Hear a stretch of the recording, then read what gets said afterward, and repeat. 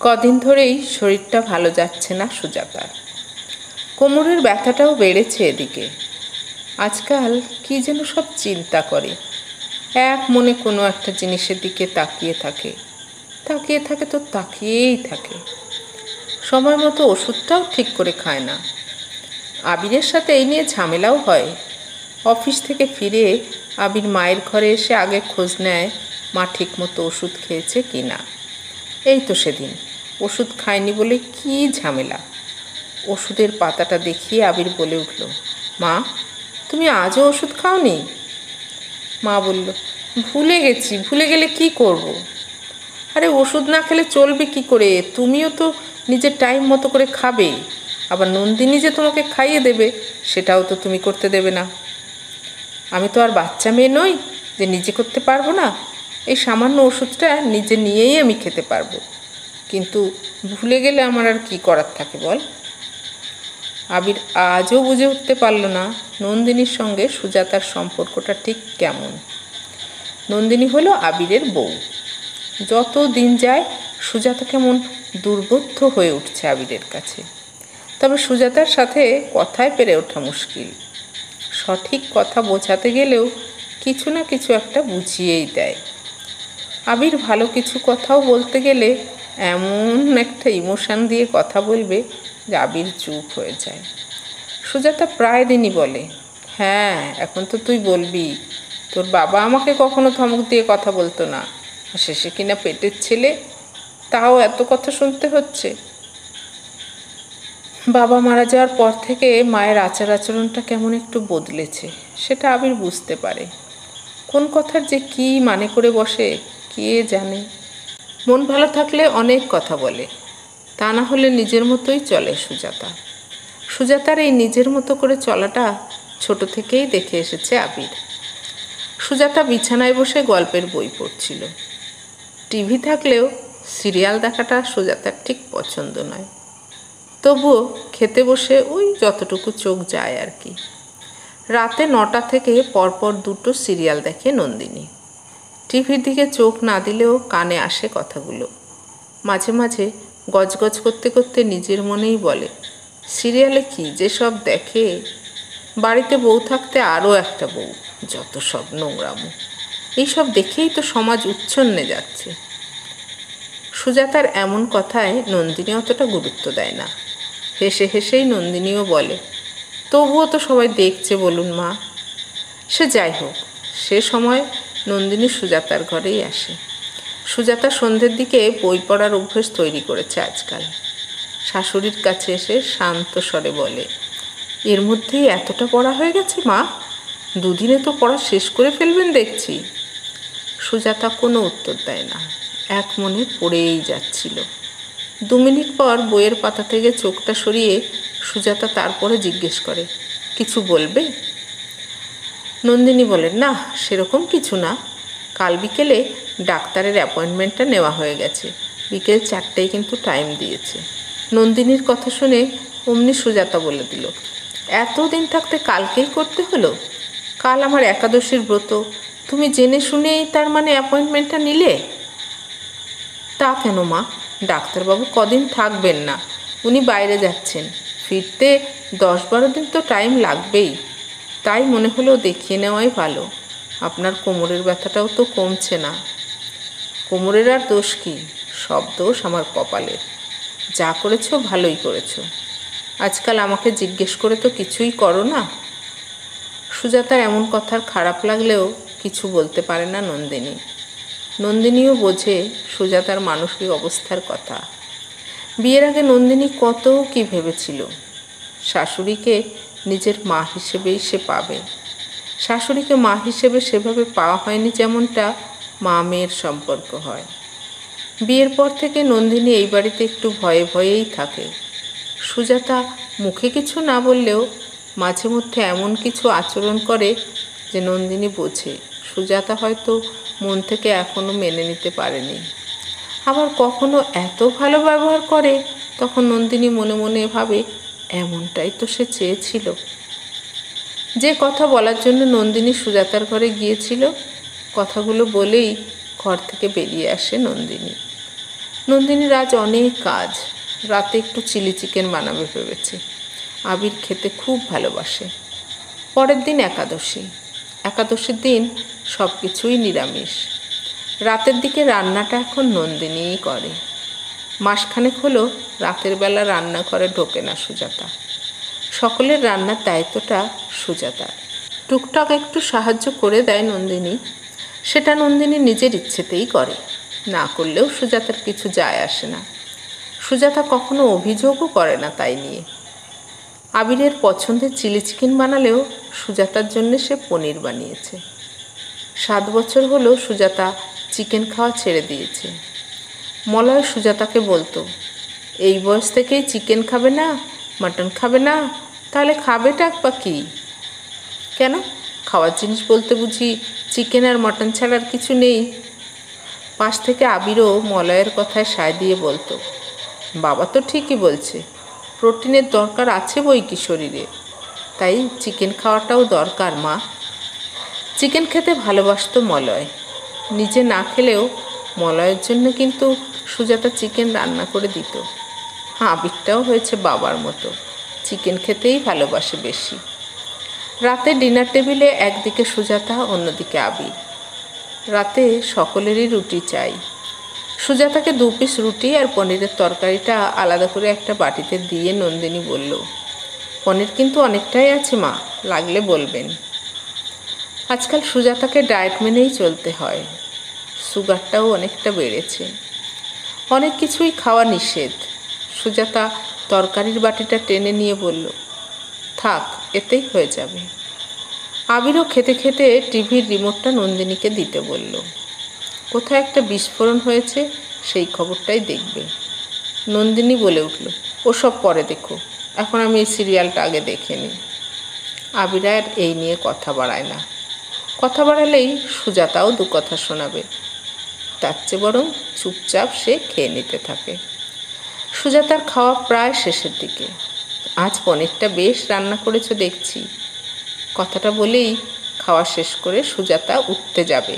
ঠিক সেই সময় নন্দিনীও সুযোগটা কাজে লাগিয়ে নিয়ে সুজাতার দিকে তাকিয়ে বলল, একটা কথা আপনাকে বলার ছিল মা। তা বলার যখন ছিল বলেই ফেলো। বলছিলাম, বিয়ের পর থেকে 3 বছর হয়ে গেল। আমাদের অ্যানিভার্সারিতে সেভাবে কিছুই তো করা হয়ে ওঠেনি। ওই দিন আমরা নিজেদের মধ্যে একটা ঘরোয়া অনুষ্ঠান করতে চাইছি। আপনি কি বলেন? তুমি ভাবলে কি করে? তুমি জানো ওই দিনটা কি? জানি মা। তারপরেও তোমার মুখে আসে? তোমার ফুর্তি আনন্দটাই সব? বুঝতে পারছো আমার মনের অবস্থাটা? আবির, তোকেও বলি, ও না হয় পরের ঘরের মেয়ে, ও এসবের কিছু বোঝে না। তুইও? ছি, ভাবতে লজ্জা করছে তুই আমার ছেলে। আবির তখন খাওয়া শেষ করেছে। সুজাতার কথা শুনে আবির বলল, মা, তুমি এতটা রিয়্যাক্ট কেন করছো? তুমি চাইলে হবে, না চাইলে হবে না। তার জন্য এতটা চিৎকার করার কোনো মানে হয় মা? আমি জানি তোমার চিৎকার করাটাই যুক্তিসঙ্গত, তবুও। ছেলের কথা শুনে রাগে গজগজ করতে করতে সুজাতা চলে গেল নিজের ঘরে। মলয়ের ছবির দিকে তাকিয়ে ভাবতে থাকলো, এই পৃথিবীতে মানুষ যতদিন থাকে ততদিনই তার মূল্য। মৃত্যুর পর কে আর মনে রাখে? সুজাতা বুঝতে পারছে মলয়ের স্মৃতি ঝাপসা হয়ে আসছে ছেলের কাছে। মনে পড়ছে 4 বছর আগের কথা। ছেলের বিয়ের সব দায়িত্ব নিজের হাতেই নিয়েছিল মলয়। একমাত্র ছেলের বিয়ে বলে কথা। সুজাতা মলয়কে বলেছিল, এতদিনে তোমার মনের ইচ্ছেটা পূরণ হবে। মলয় বলতো, বাড়িতে একটা মেয়ে না থাকলে ঘর মানায়? খুব শখ ছিল একটা মেয়ের। মানুষ পরিকল্পনা করে বটে, কিন্তু সব কিছুই চলে উপরওয়ালার নিয়মে। তা না হলে ছেলের বিয়ের দিনেই এমন অঘটন ঘটে। ছেলের বিয়েতে পরবে বলে চিতপুর থেকে মলয় কিনে এনেছিল তসরের উপর কাজ করা একটা পাঞ্জাবি। সুজাতা রসিকতা করে বলেছিল, বুড়ো বয়সে যত ঢং। মলয় হেসে ফেলেছিল সুজাতার কথা শুনে। বলেছিল, সুজি, এই পাঞ্জাবিটা পরলে না বয়স আমার 20 বছর কমে যাবে। মলয় সুজাতাকে সুজি বলে ডাকত। সুজাতা বলতো, এত ভালো নামটাকে বিচ্ছিরি করে শুধু তুমিই ডাকো। ছেলের বিয়ের পর কিন্তু তুমি আর আমাকে ওই নামে ডাকবে না। মলয় হেসে বলেছিল, বেশ বাবা বেশ, ওই নামে আর ডাকবো না। মলয় যে সত্যি আর ওই নামে কখনোই ডাকবে না, সুজাতা আদেও বুঝতে পারেনি সেদিন। আবিরের বিয়ের দিন সন্ধেবেলা সুজাতা আবিরকে বরণ করছিল। আবির বিয়ে করতে যাবে। মলয় সুজাতাকে তাড়া দিচ্ছিল, আরে গিন্নি তাড়াতাড়ি বরণ করে ছাড়ো, ওদিকে 8:30টায় লগ্ন, তাড়াতাড়ি পৌঁছতে হবে তো। বরণ পর্ব সেরে মলয় বর আর বরযাত্রী নিয়ে বেরিয়ে গেল। কে জানতো জীবিত মানুষটা বাড়ি ফিরবে মৃত মানুষ হয়ে। এদিকে বিয়ের পর্ব চলছে, কত লোকজন, তারই মাঝখান থেকে শুরু হলো মলয়ের বুকে ব্যথা। মলয় বলেছিল, ও সামান্য ব্যাপার, প্রায়ই হয়, গ্যাস থেকে হয়েছে বোধহয়। বেশিক্ষণ সময়ও দেয়নি। বুকে ব্যথাটা বেশি হতেই সঙ্গে সঙ্গে হসপিটালে নিয়ে গেলে ডাক্তার বলল ম্যাসিভ অ্যাটাক। ব্যাস, সব শেষ হয়ে গেল। সুজাতার জীবনে নেমে এলো এক কালো অন্ধকার। ছেলের বিয়ের দিনেই ঘটে গেল এক অঘটন। পাড়া প্রতিবেশী, আত্মীয় স্বজন সকলের মুখে তখন একটাই কথা, মেয়েটাই অপয়া। তা না হলে এমন ঘটনা ঘটবে কেন? সেদিনের বাড়ির পরিবেশটা খুব ভয়ঙ্কর ছিল নন্দিনীর কাছে। অনেকেই যখন দোষ দিচ্ছিল, তখন শোক সামলে সুজাতা প্রতিবাদ করেছিল বটে। সুজাতা চিৎকার করে বলেছিল, কারোর জন্য কারো কিছু হয় না, নিয়তির হাতে আমরা বাঁধা। নতুন বউকে কেউ দোষ দিও না, আমার কপালের দোষ, বিধির বিধান কেউ খণ্ডাতে পারে না। নন্দিনীকে আত্মীয় স্বজনের রোষের হাত থেকে বাঁচিয়েছিল সেদিন সুজাতাই। সমাজে এখনও যা কিছু খারাপ ঘটে, তার দায় এসে পড়ে একটা মেয়ের উপরেই, তার দোষ থাকুক বা না থাকুক। নন্দিনীর শ্বশুরবাড়িতে আগমনটা সুখকর হয়নি। নতুন বউকে বরণ করার জন্য মলয়ের কিনে দেওয়া লাল পাড় গরদের বেনারসিটা আর পরা হয়ে ওঠেনি সুজাতার।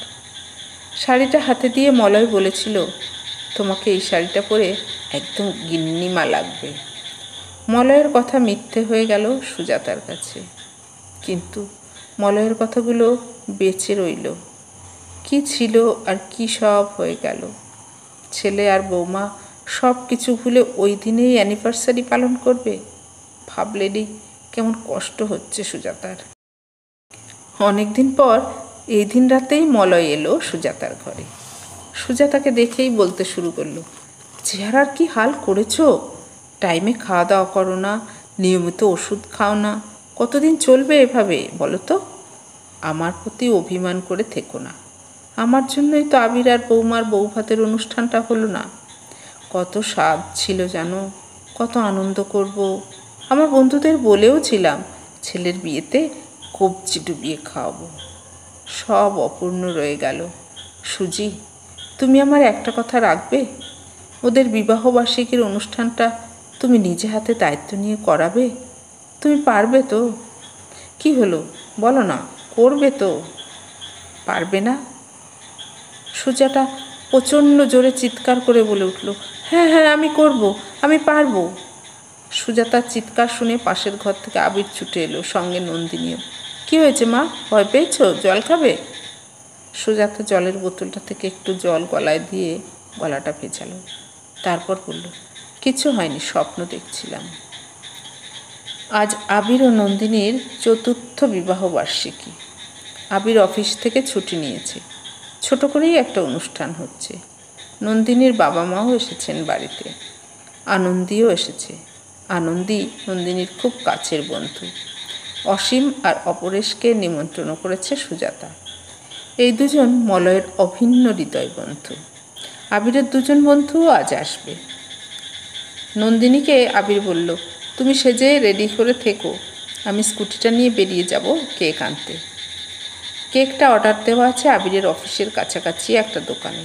আবির বের হওয়ার আগে সুজাতা অবশ্য বলেছিল, বাড়ির কাছাকাছি এত দোকান থাকতে 10 কিলোমিটার দূরে কেকের অর্ডার দিয়েছিস? তখন আবির তার মাকে বলেছিল, আরে ওটা অর্ঘ্যর বন্ধুর দোকান, অর্ঘ্যই বলল ওখান থেকে নিতে। তাছাড়া অর্ঘ্যও তো আজ আসবে, স্কুটিটা নিয়েই তো যাচ্ছি, ওর জন্যেই। আমি চালিয়ে নিয়ে আসবো, অর্ঘ্য কেকটা ধরে রাখবে আর আমি চালাবো। অনেক দিন পর সুজাতাও যেন একটু খুশি খুশি। সুজাতাই নিজে হাতে সব রান্না করেছে। 5 বছর আগে পুজোতে মলয়ের দেওয়া পিওর সিল্কটাই আজকে সুজাতা পরেছে। কালো রঙের সাউথ ইন্ডিয়ান সিল্কটা আজকে নন্দিনী পরেছে। খোপায় জুঁই ফুলের মালা। নন্দিনীকে খুব সুন্দর লাগছেও দেখতে। নন্দিনীর মা নন্দিনীকে দেখেই বলে উঠল, এত শাড়ি থাকতে কালো রঙের শাড়িটা পরা তো ঠিক হলো না, কালো রঙটা আমার একদম পছন্দ নয়।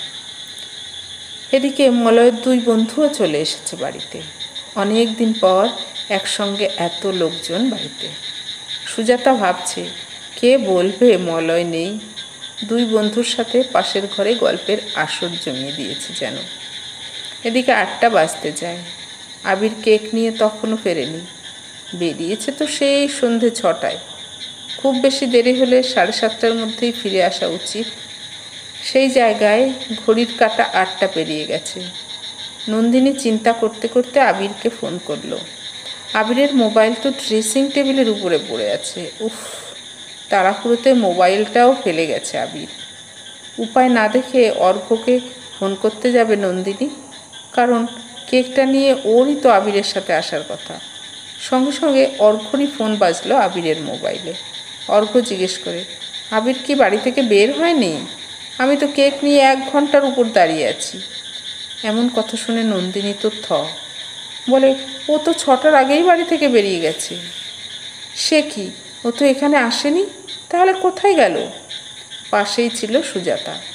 নন্দিনীর চোখে মুখে ভয়ের ছায়া তখন। সুজাতা জিজ্ঞেস করলেই নন্দিনী বলে উঠল, ওর বন্ধু না দাঁড়িয়ে আছে এতক্ষণ, অথচ ও সেখানে পৌঁছয়নি। সুজাতা বলে উঠল, সে কি, পৌঁছয়নি?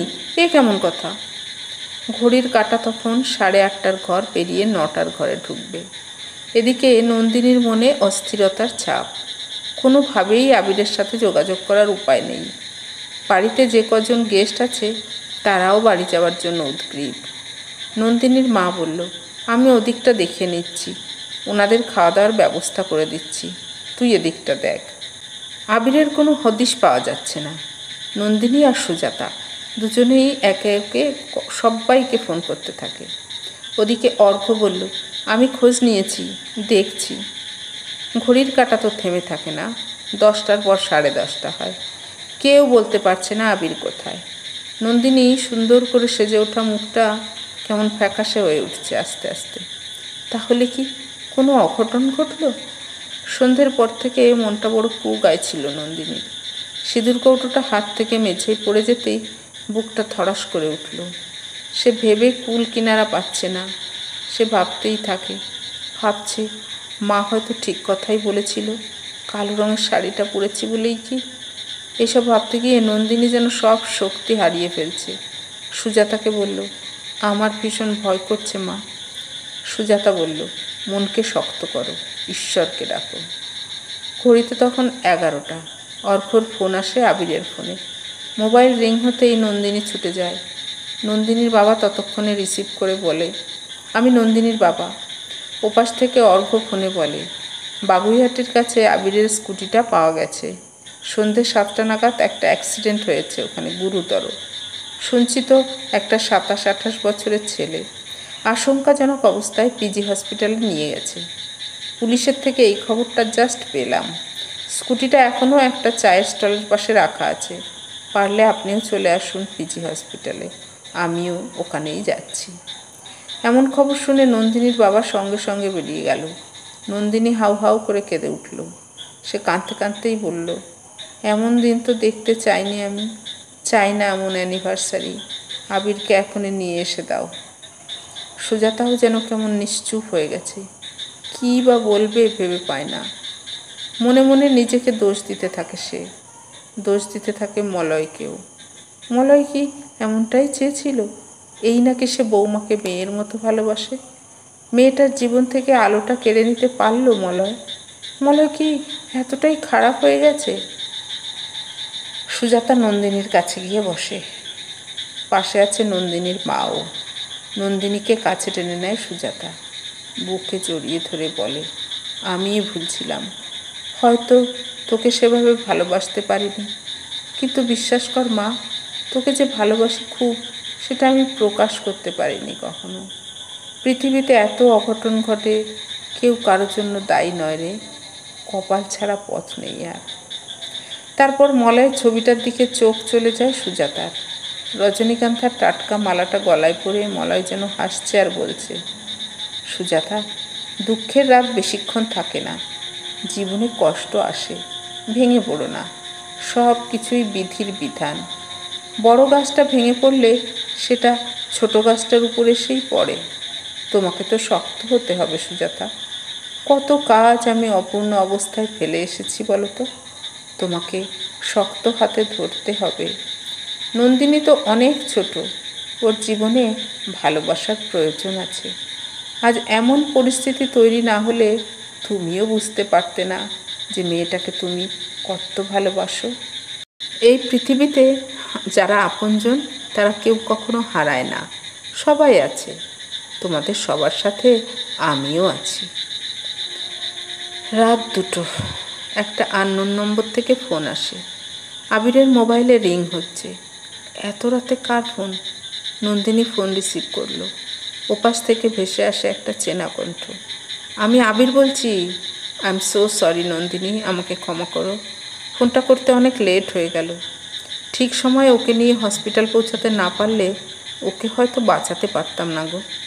অ্যানিভার্সারির কথা মনে ছিল, কিন্তু নিজের কর্তব্য থেকে সরে আসতেও পারিনি। তোমার মতোই আর একজন, ধরে নাও ও তোমারই বোন। এই 7 মাস হলো ওদের বিয়ে হয়েছে। রিকোয়েস্ট করছিল, দাদা একটু তাড়াতাড়ি হসপিটালে নিয়ে চলো, আমার স্বামীকে বাঁচাও। হয়তো আমি না করলেও পারতাম। একটা অ্যানিভার্সারির আনন্দে আমরা হয়তো মশগুল থাকতাম, অন্যদিকে তখন একটা বিসর্জনের বাজনা বাজত। মেয়েটা তার জীবনের রঙটাই হারিয়ে ফেলত। আমাদের আনন্দের কিছুটা মুহূর্ত হয়তো আমরা হারালাম ঠিকই, জীবনের অনেকটা আনন্দ সঞ্চয় করেও তো নিলাম বলো। অনেকটা আনন্দ করব আগামী বছরে, আমি কথা দিলাম নন্দিনী। চিন্তা করো না, আমি একদম ঠিক আছি, সকালেই ফিরছি।